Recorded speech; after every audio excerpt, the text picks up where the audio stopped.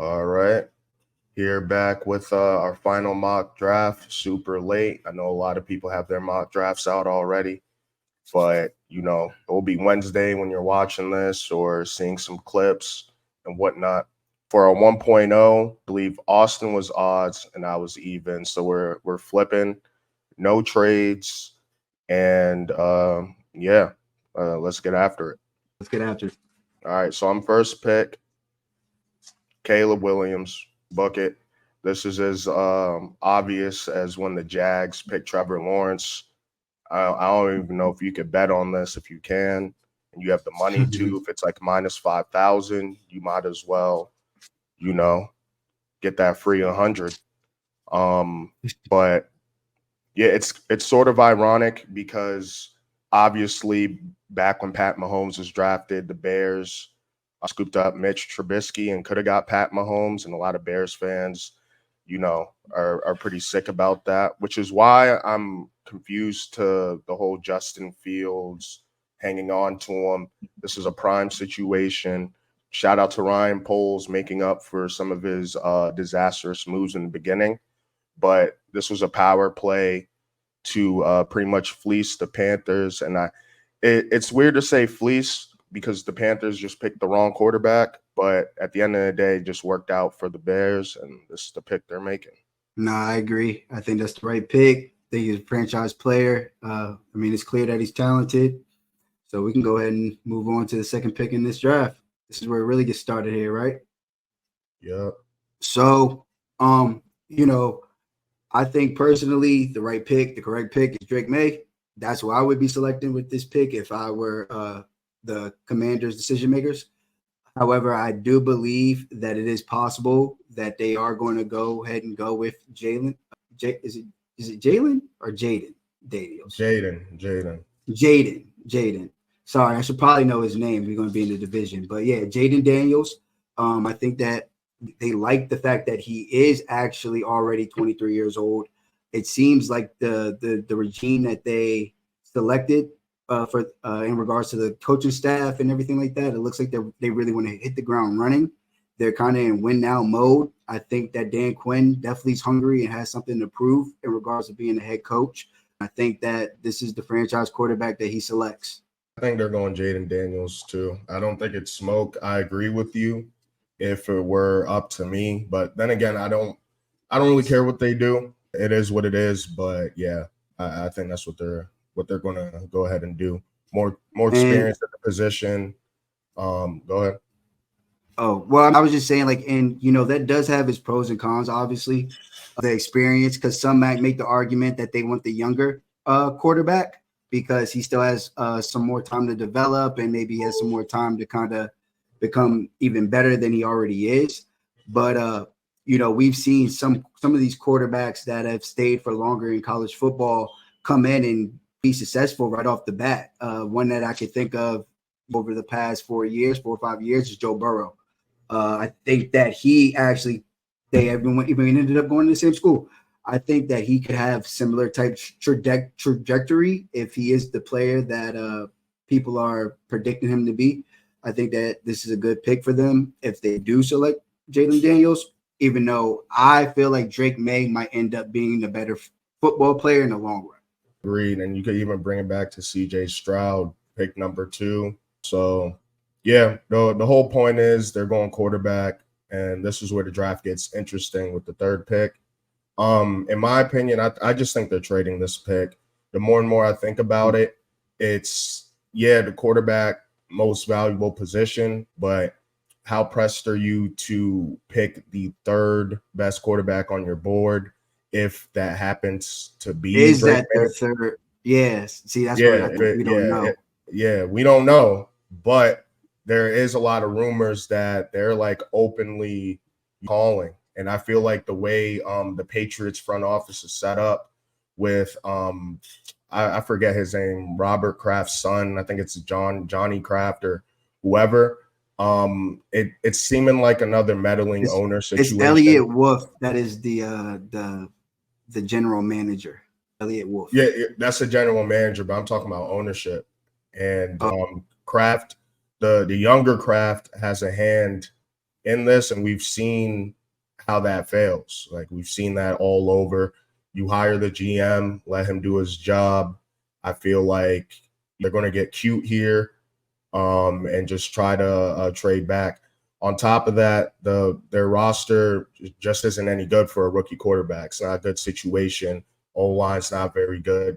Not a lot of weapons. I really like Demario Douglas and Ramondre Stevenson.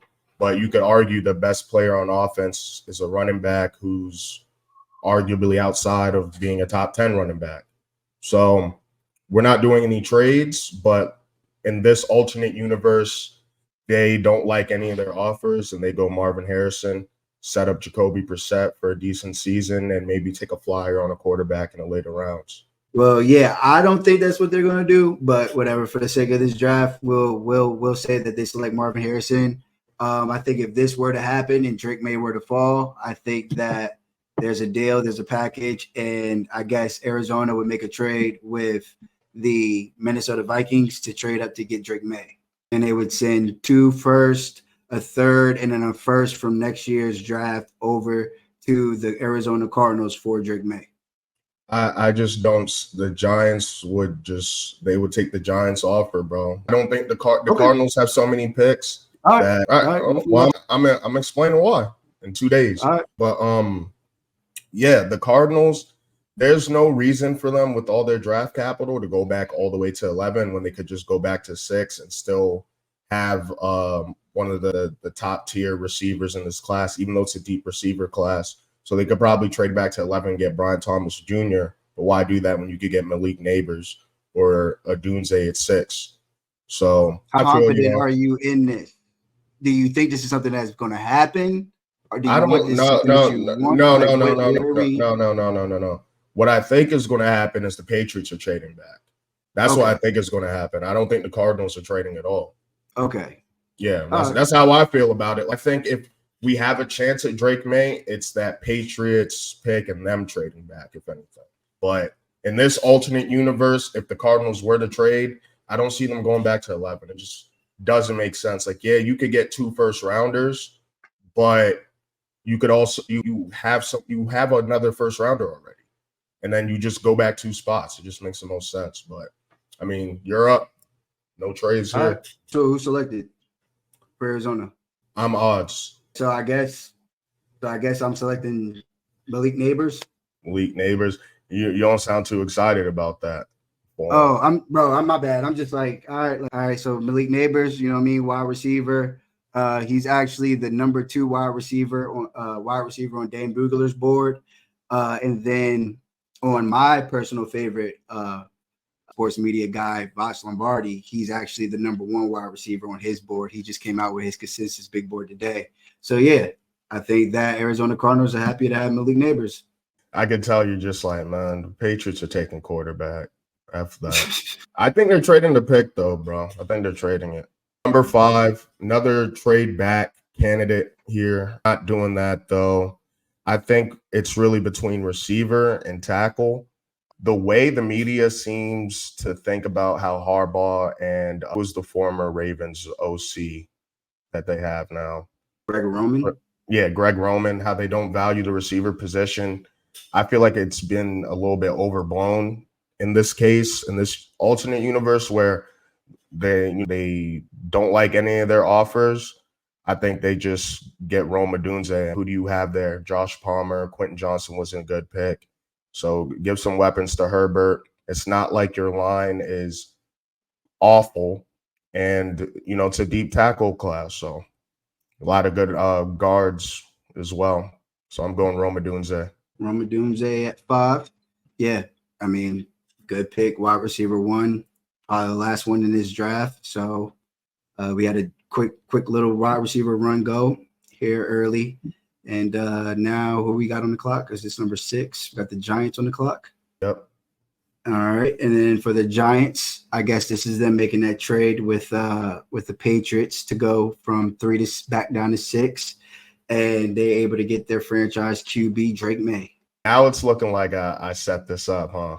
Now it's looking like. So go ahead, talk about Drake May. Yeah, go ahead and hey, talk man, about we your went franchise quarterback. Hey, man, we just came out again and leaked that we're enamored with them. That's what everyone's talking about. We made it pretty obvious during the college football season.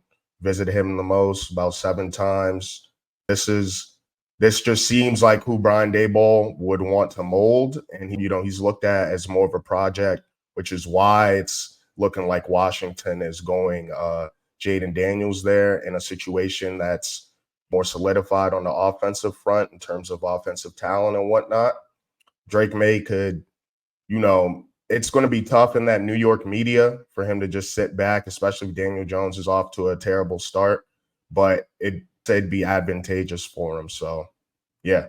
How would you feel about having Jaden Daniels and Drake May in the division like that? Just boom. Probably wouldn't care. I mean, if I'm being honest with you, I actually would probably rather you guys like do the trade for the quarterback than select Neighbors or Roma Doomsday. Easy. I would rather y'all try to take this shot right here than y'all get one of those blue chip wide receivers. I ain't even gonna hold you. I feel that. No, I can see why. All right. So, well, I'm number 7. This is automatic, just like the first pick, to be honest. Going Joe Alt makes a lot of sense. If there was receiver available, which there is a possibility in the actual draft, I still think they go Alt. They just invested into Calvin Ridley, and I still think they have high hopes for Traylon Burks. So yeah, where Titans are known for having good O-line, kind of building through the trenches, and they really got to build that back up. Okay. Yeah. And they don't have they don't have a left tackle on the roster right now. I actually found that out this morning. But yeah, they don't have a tackle on the left tackle on the roster at all at the moment. So this is actually like best player available at a position of need. And yeah, it's a perfect pick for him. Get a franchise left tackle. People are literally saying that this man is going to be a Hall of Famer. So I'm sure Tennessee's excited. A lot of former players' sons in this draft. Isn't Frank Gore Jr. in this draft too? Didn't he declare? Yeah, I think he's in. Yeah, he's in here. And Jay. All right. With the number 8 pick, I think that if the Falcons are staying here and selecting, I think that they select one of the best defensive players in the draft. I guess it depends on who you're talking to, but I think here they go Dallas Turner, and they finally add a pass rusher to their defensive line. Oh, oops. Dallas Turner. Yeah, I wouldn't mind them going corner there either, but they kind of have it's just funny with them. They've obviously been picking in the top 10 for the past like 4 or so years and have been going offense. So it's like, can't do that again. Even if something falls to you, just doesn't make sense. Believe in your guys. You got Kyle Pitts at 4, Bijan at 8, Drake London at 7, I believe. Like back to back. So this makes a ton of sense. So makes a ton of sense. They're going to be the team to beat in that division for sure, especially if Dallas Turner works out. Yeah. And he can drop back into coverage. He can brush off the edge. He can drop back into coverage. And I'm pretty sure he ran like a sub 4.5.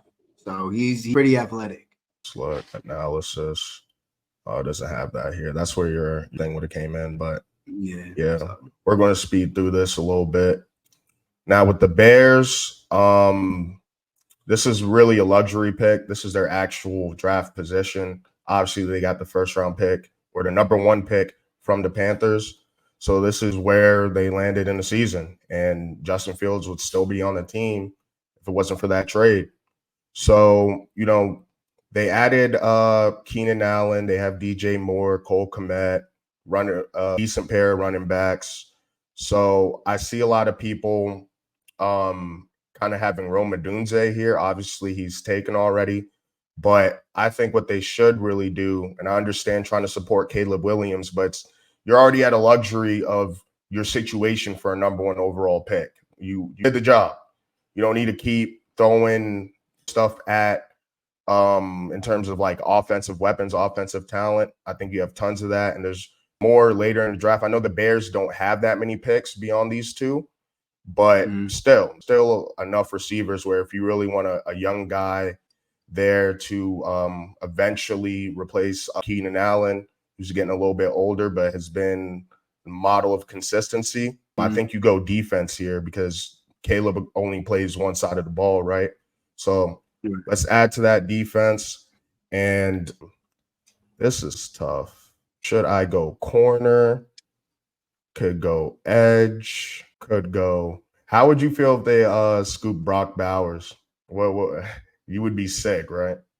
No, I mean, I'd be like, hey, you playing around with your ninth over. I mean, you know what I mean, your ninth overall pick. Y'all already got Cole Kmet. I think that he's solid. I think he's more than solid. So I think he's good. But at the same time, if they have a plan for Brock Bowers, those two on the field together could be dirty. Like I Yeah, I wouldn't do it. I wouldn't do it. yeah, me either. But I mean, that's why he's like the sexy pick. Like every in the last draft, he fell into like the late teens or so for us because it's like it's a luxury pick getting a tight end this high. So yeah, I'm gonna go Latu. I was thinking Quinyon Mitchell or Terrion Arnold to go alongside Jalen Johnson, but you invested in a Montez Sweat. I say use that luxury pick to have something on the other side of him. So yeah, and I mean they were already a solid defense after they they traded for Montez Sweat. So I think with another bookend on the other side of him, and they already have a pretty good cornerback, well, a really good quarterback in Jalen Johnson. They got some nice safeties. I think they have a other player named Kyler Gordon that plays cornerback for them. That's pretty solid. He played at Washington. I think that they have a pretty solid defense, and them getting the pass rusher in this draft could really solidify them as like a top 5 defense in the NFL. And they just got Kevin Byard too. So I think he's trash, but hey man, who knows? Maybe he has a comeback year. I know he had a down year last year, but he was looking. He was getting toasted out there for Philly. He was getting toasted. I feel facts. Hey, that's why he's not on the team no more, right? Yeah. But right here, we got the 10th overall pick. I know a lot of the brave hearts, the soldiers of the night, they really want this to be Brock Bowers. Unfortunately, I love him too much, and I kind of care about Jets fans a little bit. I don't want to do that. I think that you guys should go ahead and get a young left tackle that can be your franchise left tackle for like the next decade. And you guys go ahead and you get Talise Fuaga right here. Get some pass protection for Aaron Rodgers' old ass. Since the person you got blocking for him is also getting up there in age, and he hasn't had a healthy season in 5 years, I think that it would be better suited for that organization to get a blue chip left tackle that they can keep there for the next 10 years instead of trying to figure out what Daniel Hackett is going to do with Brock Bowers on the football field. I just don't know if that's what you really want, you know? I mean, you know what I mean? Like if we really think about it, I don't know if we want to put that on Daniel Hackett to have to figure out what is he going to do with Brock Bowers. And it's like and even when Aaron Rodgers and Nathaniel Hackett were doing their thing with Green Bay, it's not like they were known for having that stud tight end anyway. They have their stud receiver in Garrett Wilson. They have Breece Hall back there. And hey, it's your fault for listening to him with Alan Lazard and Randall Cobb. So don't try to make up for it here. So I agree. Don't make up. Don't listen to him. Do not do that to this young man. Do not make him play for the Jets. Please don't do it. And don't make Nathaniel Hackett have to figure out how to get him the ball. It's going to be bad for everybody. Jeez. I thought you said you liked the Jets a little bit. Oh yeah, that's you looking out for him. I feel you. Hey, you know, truth hurts. It hurts, bro. Hey, man, if that's what they want, here's the thing. Fans always don't really like the boring pick. At times, people look at tackle as the boring pick, but it's super necessary. Probably top 3 most important position. So outside of the quarterback and the guy catching the ball, you know. Right. So with the Vikings, I've come around to the idea, especially after hearing that the Texans reached out to them for that trade that got them the 23rd pick. I don't think it would be smart to trade up to get JJ. I would just take like the highest quarterback on the board. If I don't know, the Broncos somehow traded up or something. I saw that they just got Zach Wilson. Don't know what they're doing, but yeah, we're going JJ McCarthy here. I think he'd go into a pretty good situation where, it's just a great situation. You have Jay Jettas, you have TJ Hawkinson there, you have Jordan Addison. Well, what more do you need? Right. So I mean, yeah, all they need is anybody with a pulse to throw the ball. So, and I'm he excited definitely for has a Minnesota. pulse, and he's a winner. Right, winner. He's a winner. So, Minnesota gets their guy. They get to save their first round pick. I mean, it's looking really good for Minnesota right now. And Yes, then sir. next we got the Denver Broncos, and I think Denver is kind of thinking along the lines of what Vikings are thinking. They got their choice of two of the I guess starters at quarterback in this draft between Bo Nix and Michael Penix, and I think that Bo Nix is the selection here for the Broncos. Just feels like a yeah. It just seems like a Sean Payton type of guy. His with Russell Wilson was the way Russell Wilson plays and knows how to play, and Russell Wilson's too late in his career to really switch up how he knows how to win and how Sean Payton wants his play. I mean, look what he did with Drew Brees. What type of player was Drew Brees? Was he, taken to the script, or was he freelancing? I think, but I for some attributes that Drew Brees had that Russ has too, which is why people were like, okay, I can see how this could work. Drew Brees also being like 5'11", 5'10". There was some stuff there that they probably could have got going. I just don't think it just wasn't the right fit. They just, Sean Payton seems like a guy that's very, very hands-on. And he's just one of those people that he didn't want a 35-year-old quarterback as his quarterback. I think he'd rather have a 25-year-old one. I think Russell Wilson without his athleticism makes his ceiling really low. And he'd probably Sean Payton would be fine with the freelancing if he was able to do it like he used to. Right. If he was Russ at 25, if he was Russ that 25-year-old Russ, but that's not the situation. So no, I feel that. For the Raiders, Michael Penix is an option here, but they do have Gardner Minshew on the roster. They might be thinking we need to build up other positions in need. Maybe they think Michael Penix is a reach here. Who knows? We had him there in our last mock, and I don't think it's solidified enough for me to take that pick like Austyn did last time. So I'm going to go J.C. Latham. And now, listen, this could be real big brain here.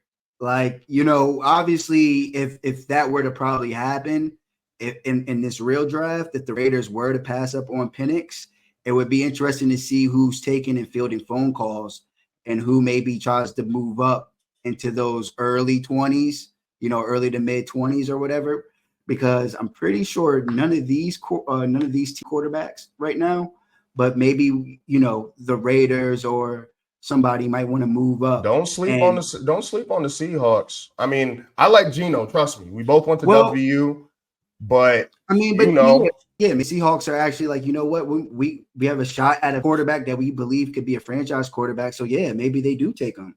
But if he gets past 17, and you're the Raiders, they could big brain this thing, so that's what you're saying. They trade back up into the go ahead, get the right tackle right now. You already have a solidified left tackle in Colton Miller, so you got bookends. We do what we got to do at the back end of the round, maybe not the back end, but early 20s, and we get Penix too, and got him on a 5-year. Have him on a 5-year deal, so we don't have to worry about like extensions and all that until an extra year later.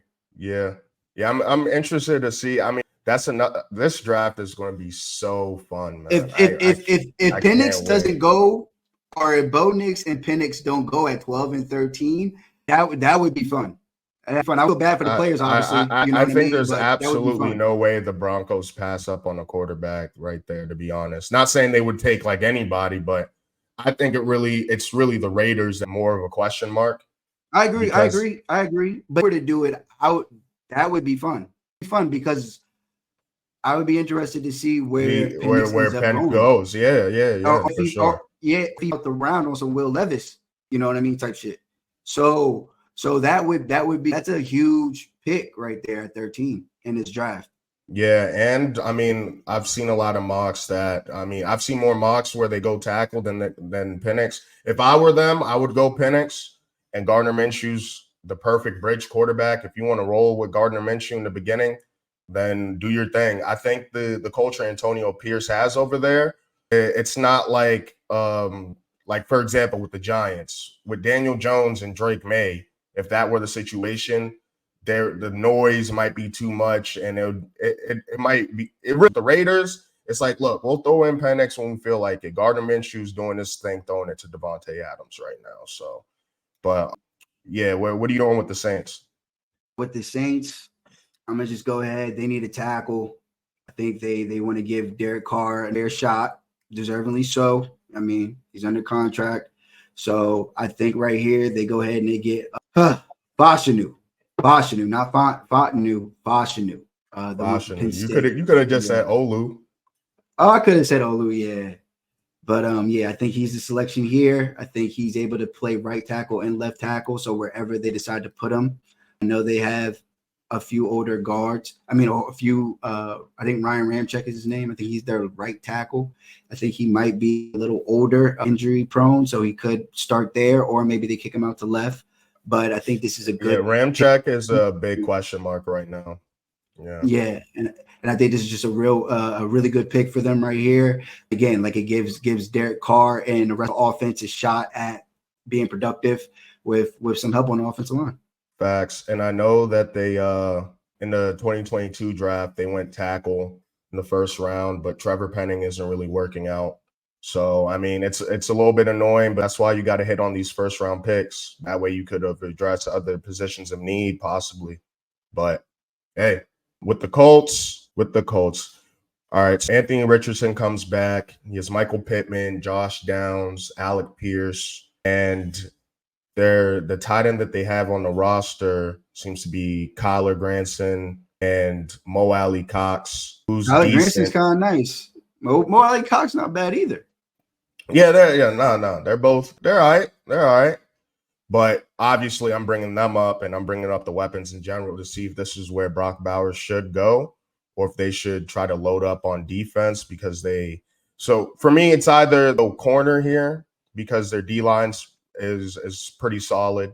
You know, they have Julius Brents back there. They have who's it? Kenny Moore. More plays in the slot. I think this would be a good spot for a cornerback because that would give them three solid starters. But that's my I gotta think about this one for a little bit. And they just paid Pittman. Yeah. That's tough. It's like a coin flip for me. I'd really like Brock Bowers here. I don't think he's the blocker that he's touted to be. He's slightly undersized for tight end. But hey, you could get real creative with Shane. Nah, F that. I'm going Brock Bowers. Now that I think about it, I'm going Brock Bowers. Give Anthony Richardson another weapon. Yeah, that's what I'm doing. That's how I'm doing it. Going Brock Bowers. They ruined my man's what you mean? With Anthony Richardson and Shane Steichen? Nah, man. He's supposed to go to 18, bro. Bro, it'd be like that. It'd be like that sometimes, man. They could have got Cooper Jazeen. That would have been the best jersey in Indiana. I was thinking about it, bro. But I probably would have went Quinyon Mitchell for them anyway. Bro, they would have loved him. They would have loved him like they like that girl. They love that girl, Caitlin Clark. I'm not playing. That's a missed opportunity right there. That's a missed opportunity right there, man. That would have been, he would have been turning up for them too. He would have. It's still a sexy pick. They'll love Brock Bowers over there too. Man, it ain't the same though, bro. They got Dallas Clark and stuff. They ain't never had a Cooper Jazeen, bro. Nobody's ever had a Cooper. The last Cooper DeJean was played for us. Exactly. That's what I'm saying, man. They made that pick. They lost money on that pick. Hey, because that Cooper DeJean jersey was selling out. I don't give a damn about Indianapolis and their how much money making. It's too bad. All right. Well, anyway, let's go back to the draft. All right. I think right here on the clock, I think that there were a lot of problems with the Seahawks offensive line last year, but that was actually due to injury. It wasn't necessarily because they didn't play well. I think what they do here is they go ahead and they kind of add value to the defensive side of their defensive side of their team, and I think that they make a weakness a strength, and they select Cooper DeJean. Oh no, Quentin Mitchell.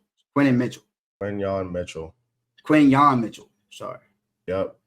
Nah, I Yeah. mean, they got Mike McDonald now, so I feel like they will go defense here.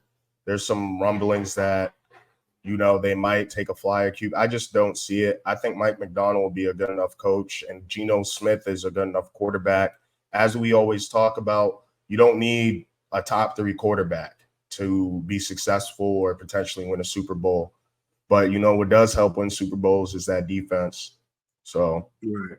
And then he yeah. could be and then Quentin Mitchell basically will go there, be the Oh, outside my corner. God, that's so dirty and, with Devin and Witherspoon. and then Devin Witherspoon gets to stay or be that chess piece for Mike McDonald, but he gets to sit in the slot or wherever he needs to put him on that Sunday. So yeah, I think that's the pick right there. Seattle Seahawks. So with the definitely going receiver here, Trevor Lawrence, you can't really. It's not like he asked for all the hype, but he hasn't been really living up to expectations. Started off rocky with the Urban Meyer thing, had a pretty good second year, had that comeback playoff win against the Chargers. That was very impressive, but sort of a down year last year, and then they just lost Calvin Ridley. So let's make it so there's no excuses for that boy. He's already playing with Travis Etienne, who he played with in Clemson. So let's give him somebody from wide receiver LSU, Brian Thomas Jr. Yeah, I think that's the Trevor Lawrence. I think that's the ex wide receiver that they've been looking for. I think he could become an alpha. He has all the traits compared to Christian Watson, and when Christian Watson is healthy, he's a problem. So that's all I really have to say about that.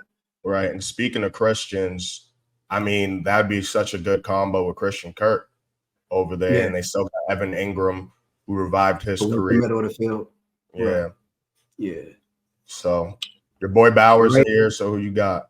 So, Joe Burrow has been throwing pins all over the war room, telling the team that if Brock Bowers falls, that's better be who they select, and they better not select the left tackle.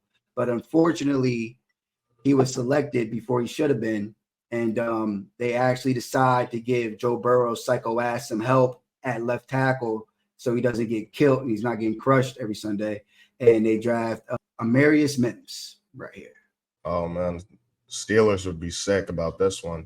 Any reason why Mims over or Graham Barton? I'm gonna give you some game when we get to Pittsburgh. But no, basically, I think they picked Mims because he's one of the youngest. He was a 5-star prospect, blue chip prospect, and he's still one of the youngest tackles in the draft, coming out as a junior. And he's also already had experience, even though he's only played in about 8 games at right tackle and left tackle. I think he has the athleticisms that NFL scouts and GMs look for. I think that, the fact that he's young, he's still raw. They probably have a coach in there that's like, oh, I can teach him how to, have the right techniques to be the perfect left tackle. So I just think that they love him. They love even the fact that he's still raw. They just love his athletic ability and his age. And yeah, I think he just has the most potential on the board at this position right now. So I think that's where they go. Amarius Mims. All right. I like it. Give that boy some protection. I want to see the Bengals really bounce back this year, so I like it a lot. All right. With the Rams here, this isn't really a tough pick for me. These premium defensive tackles are sliding. I'm going to give them Jerzon Newton to fill that void of Aaron Donald's retirement. Shout out to Aaron Donald. But, yeah, I think they could go O-line there, but I feel like the way Sean McVay schemes up the O-line, I think he'll be fine waiting to do that later in the draft. I think they're just happy to be here and have a first-round pick for the first time in a while, ironically, when Aaron Donald retires. Yeah, I mean, I would, again, like you said, don't be surprised if they do actually take a tackle there. at that pick. But if they don't, I think it is kind of easy for them to take one of the dropping defensive linemen also. So here we have the Pittsburgh Steelers, and I think that they end up selecting Troy Fautanu, tackle, but I don't think that they're selecting him to play tackle. I think that they're selecting him to play center. So I was listening to one of my favorite media guys. His name is Hayden Weeks, and he was talking about how all of their 30 visits were centers. They had a lot of centers that came to visit, and the only tackle that came to visit was our Shuley right here. And apparently he visited. He didn't visit a tackle. They think that he's alluding to the fact that he visited as a center, and they said that he can play center also. So I think that, this is who they select to play center for the Pittsburgh Steelers. Yeah, as you're saying, I mean, it says right here he has starting caliber traits for a center and guard. Since when do you have a dog? You always had a dog? My man's. Nah. Oh, true. Stop tripping. But go ahead, bro. Yeah, I mean, it makes sense. They got two pretty decent quarterbacks for the cheap. Very interesting situation. I think it's a great idea. Look, Broderick Jones hasn't been what you exactly wanted him to be, so let's just keep putting stock into the offensive line, seeing as you got Kenny Pickett out of there, moved on quick from him. Clearly didn't like his attitude about competing, as if just because you went to Pitt and played in the stadium, you just deserve the job. It's not how the NFL works. When you don't throw more than 2 touchdowns more than once or twice in 2 years, Pickett. But for the Dolphins, I'm doing a similar thing that I did with the Rams. They lost Christian Wilkins. I'm just going to give him Byron Murphy. All right. I think Christian Wilkins and Byron Murphy play 2 different positions on the D line, but I'm not sure. I think one's a 1 tech and the other one's a 3, but still all the same. Pressure up the middle of the field. 5-star defensive lineman. Yeah, they'll figure out how to put in there. And also, they said that the top 5 or top 10 defensive tackles in the NFL right now are being paid higher than a lot of positions. It's a premium position now in the NFL to get one of those defensive tackles. So don't be surprised if they don't drop like they're supposed to, or one of them goes higher than they do in this. They did in this draft. Here I'm picking at pick 22, and I think that with Philly being on the clock right now, I think this is a perfect time for Terrion Arnold to be selected. Think he is some people's number 1 cornerback in the draft. So for Philly to be able to get him at 22 is great value for them. Yeah, it's just great value. So I think that's what their selection is. Man, this draft is crazy. It's like it's hard to predict, especially when you don't know what trades are going on. But yeah, let's move on to the Vikings. With the Vikings here, they're good on offense. Obviously, they got their quarterback and JJ McCarthy with the early pick. So I think what? Go ahead. So I'm gonna go Cooper DeJean for him. I think that would just I could throw him in that Minnesota purple. He gets to battle it out with that wide receiver core. Iron sharpens iron. And then Brian Flores, people don't know Brian Flores is the defensive coordinator over there. Like it's lit. It's lit. If he falls at 23, I know Green Bay was hoping to get Cooper DeJean. No chance he falls past 23 to Minnesota. No chance. Yeah, I agree. And I think it was who said it? Was it Harrison Smith or Harrison Phillips? Maybe that came out and said he was surprised that Brian Flores got to stay and didn't get a head coaching job. And their defense has been a problem since throughout the Kirk Cousins era. And I think Brian Flores, They don't have no weapons over there right now, though. Like right now, they don't have, they don't have really any defensive pieces like that. Real crazy. So I think now to finally get him a piece, I think that could really, really help them out. Yeah, and Smith over top, he's getting a little bit older, but still very solid. I think Brian Flores just going to scheme that shit up well, man. But you got your boys. Okay, so Dallas Cowboys need a little bit of everything. Okay, and also a prayer. But, with the 24th pick in the NFL draft, I think here they go with one of the, can I see with the center? Well, actually, you know what? I think they take Graham Barton. I think they can't believe that Graham Barton has fell this far. And yeah, I think that they just select Graham Barton. I know it says that he hasn't played any center, but I think he did play center his freshman year. And, he's really projected to be one of the better interior defensive linemen, offensive linemen in this draft. So for the Cowboys to get him at 24, I'm happy. I think he's instant plug and play and day one starter. And, hopefully he helps the offensive running game get better. So, yeah. Yeah, and even PFF suggests that he moves to center, and that's most likely his position. So, I mean, if that's the case, who would you prefer? I mean, clearly I could tell who you prefer, but between him and Jackson Powers Johnson, you'd prefer Graham Barton, you think? Yeah. I mean, I don't have a problem with Powers Johnson, and I'm excited when he falls to 24 because I think Graham Barton might go to Seattle. You know what I mean? Like Graham Barton might not get past Pittsburgh. So, I don't know it will be enough to have this many offensive lineman options on the board at 24. But if we don't get wiped out and he's there, like I think it's just simple. You just turn the card in, and everybody gives everybody high fives, and we get ready for the next day. All right.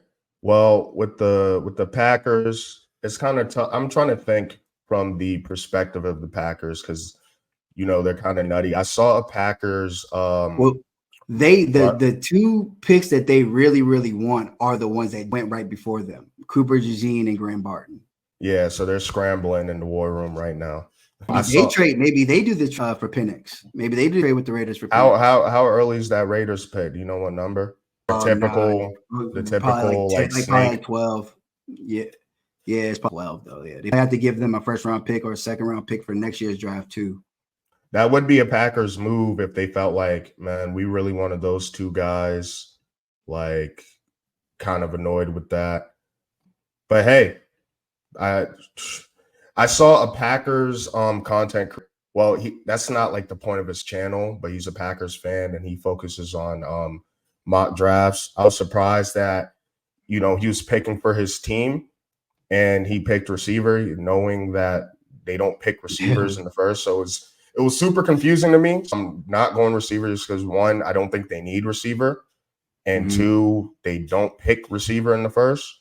But it would be funny if they did that. I think it would be like spiteful to Aaron Rodgers, low key.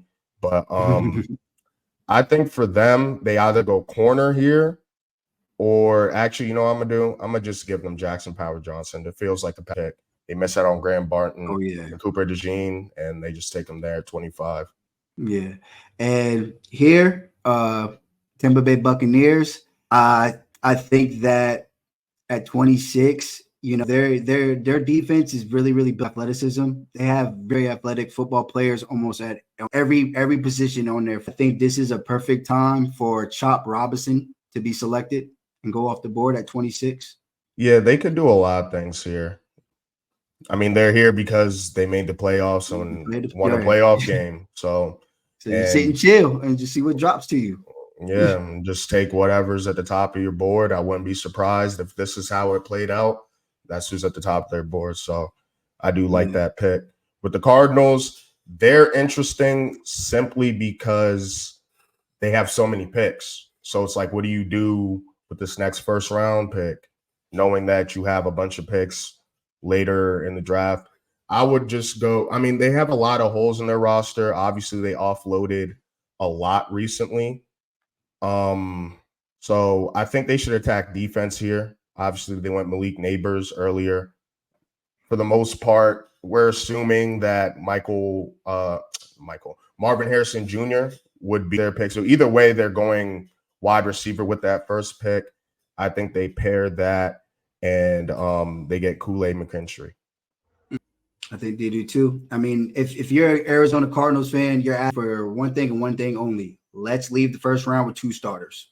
That's it. That's it. That's all I want. I want two starters, whether it be on the offensive line and at wide receiver, or whether it be at wide receiver and at cornerback, or even at edge rusher. Like, I just want two solid starters for my football team after the end of the first round of this draft.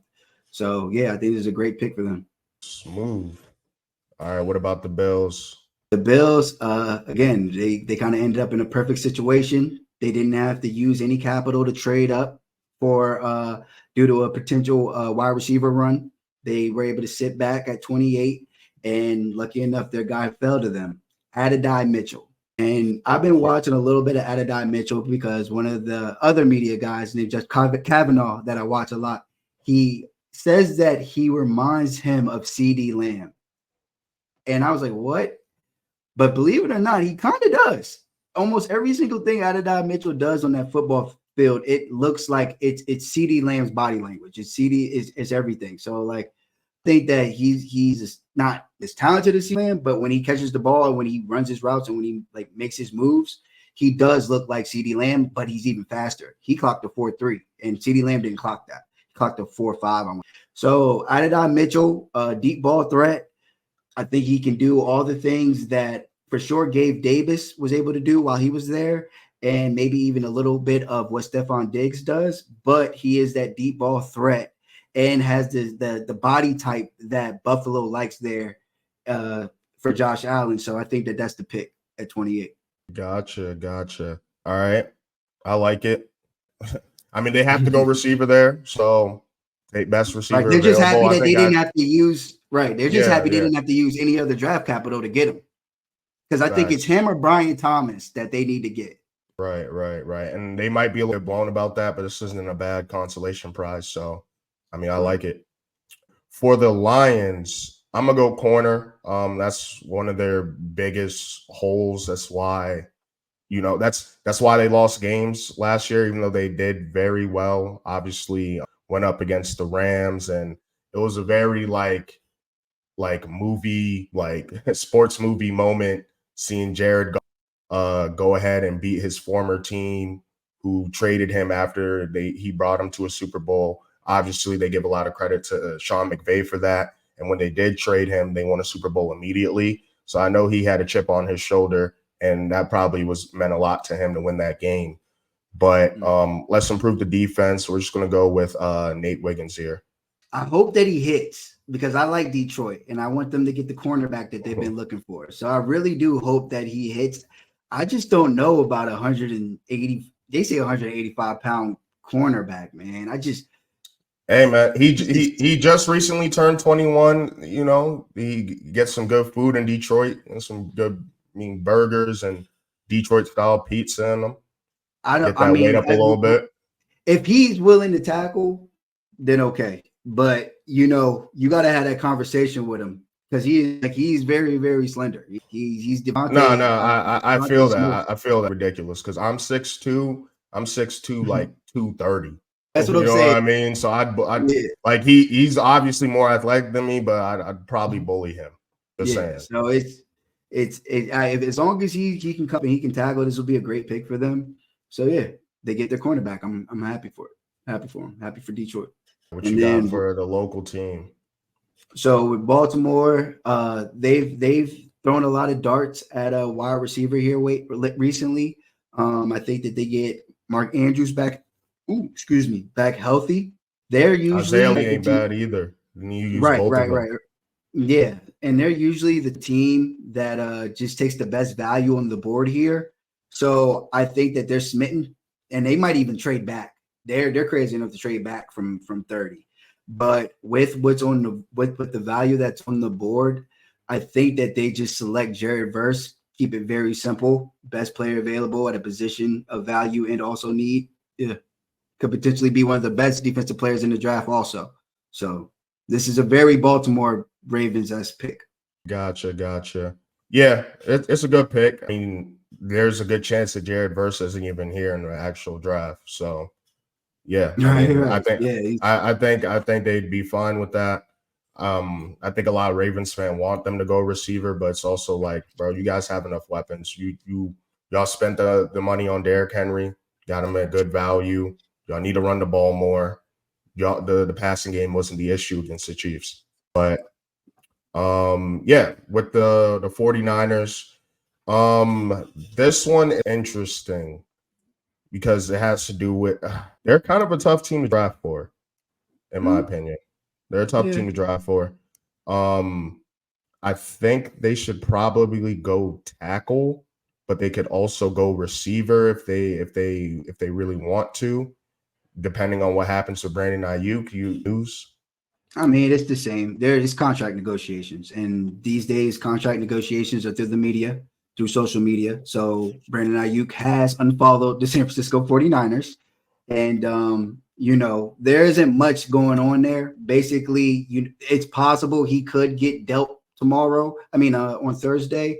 I don't see them giving up Brandon Ayuk.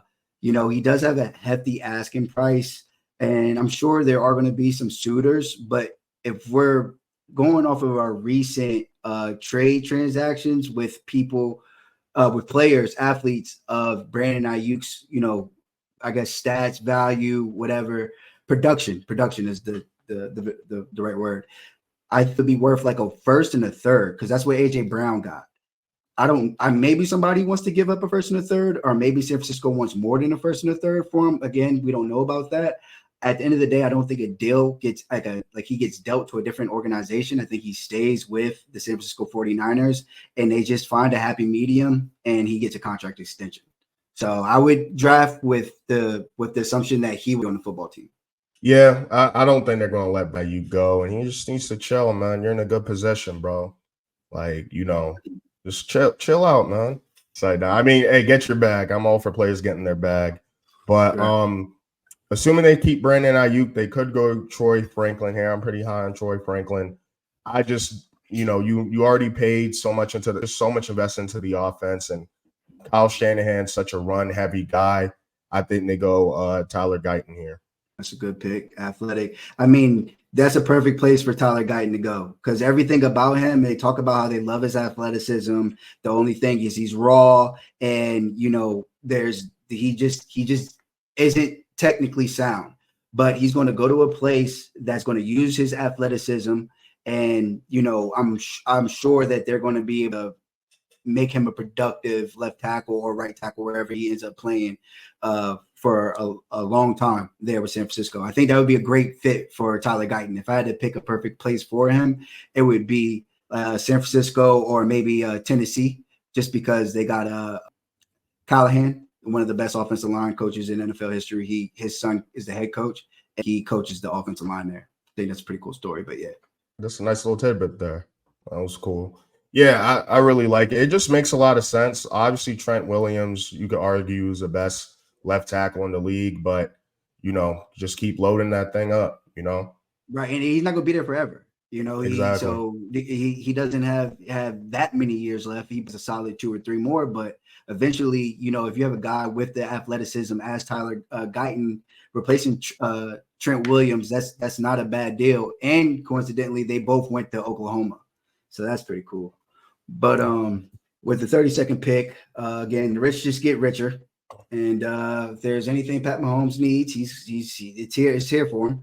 All lines pretty solidified. The DBs are pretty solidified. I think Peyton Wilson, this is where I could see him going, and he would be wrecking shop for that defense. But I'm going to go Ladd McConkey to Pat Mahomes. Yes, right here.